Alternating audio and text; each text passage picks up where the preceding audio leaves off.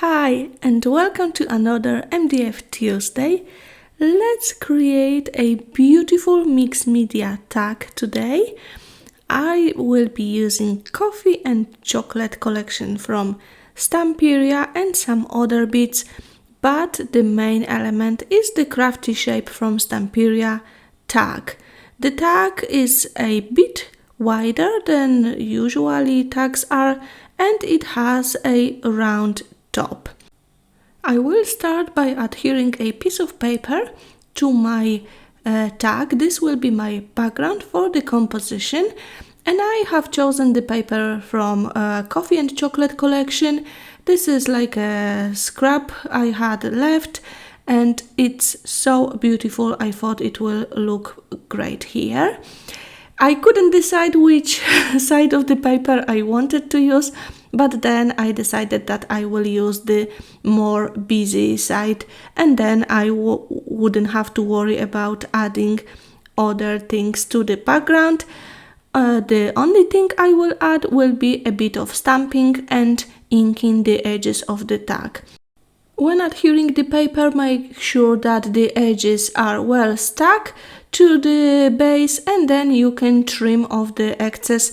You can use scissors or a craft knife, as some parts may be difficult to get into it with the scissors. And then also I will use the knife to poke a hole where the hole is in the tag, as this tag has another little layer, a little ring, which will go on top of that hole. Like I said, I'm going to add just a little bit of stamping in the background, and I have the stamp from Coffee and Chocolate collection. This collection is so beautiful, and I feel that I didn't use it enough. I still have some papers left, so maybe I will use for some other projects. I will ink the edges with the coffee ink, and making sure that the corners are well inked. The main elements on my tag will be coffee grinder and beautiful cup. I used silicone mold from Stamperia Coffee and Chocolate collection, and underneath I'm going to add some chipboard pieces and stamped pieces.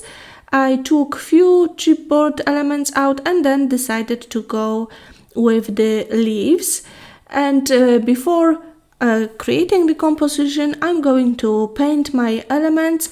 I made them with the resin. I've got a video on my channel explaining how to use the resin with silicone molds, so if you're not familiar with that, please go and check that video. I will also link it in the description box below this video.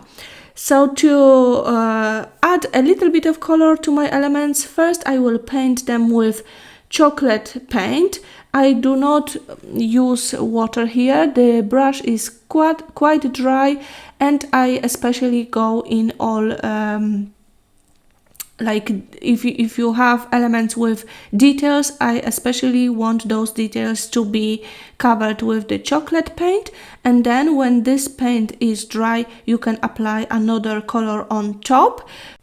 To speed up the drying process, I will use the heat gun, but if you are using resin elements, please remember you cannot use the heat gun too much, because your elements will start changing the shape. So when this paint will be dry, we're applying another color.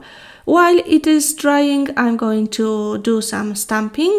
I have a leaf from the Golden Harmony collection from the stamp set, and I will use the same paper I used for the background on my tag. I will stamp the leaf a few times. This time I'm using permanent ink. It is also in brown color, and then I will cut out those leaves. It is nice to stamp them on the scrapbooking paper, because already they have some color and the texture, and they look really interesting. I'm not going to worry about the precise cutting, but roughly I will cut them out. When the dark brown paint is dry, we can apply another color, and I took a lighter brown beige color. Actually it is with a bit of gray as well.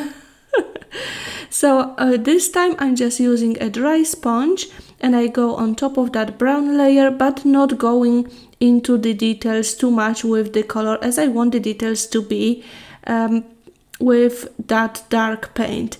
And then for the cup, I'm going to use ivory color on top, and I will just use the sponge and dab very lightly on top of the little elements, just to highlight them, so they, you know, the texture and the design on the cup is more visible.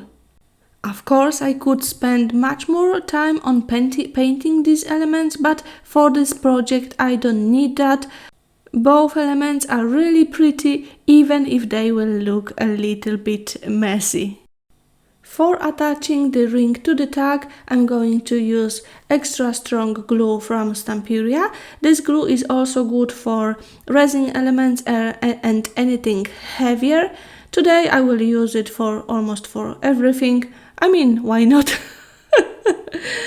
And I will use a little bit of hot glue here and there as well. Hot glue is good if you want to catch something really quick and it will stay in place, but also I will use for the resin elements combination of the hot glue and that extra strong glue.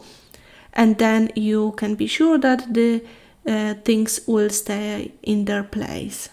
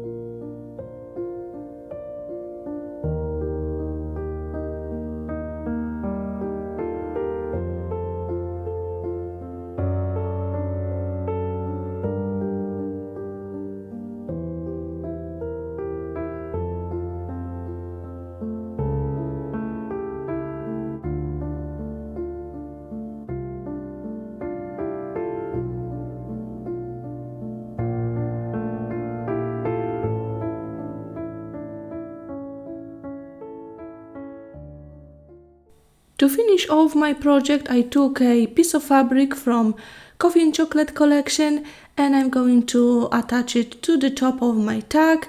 It will imitate the ribbon, and then I'm going to add a piece of string also.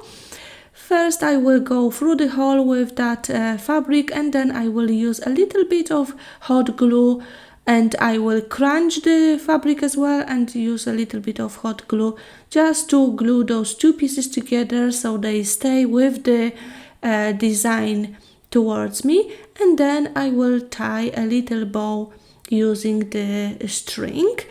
And that will be it for the composition and everything. And I'm going to add a lot of splats of white acrylic paint mixed with water just to finish off my project and to blend everything together.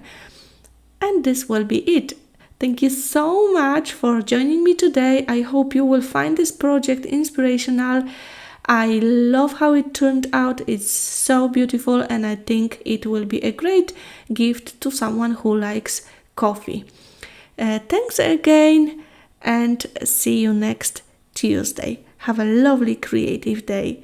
Bye bye!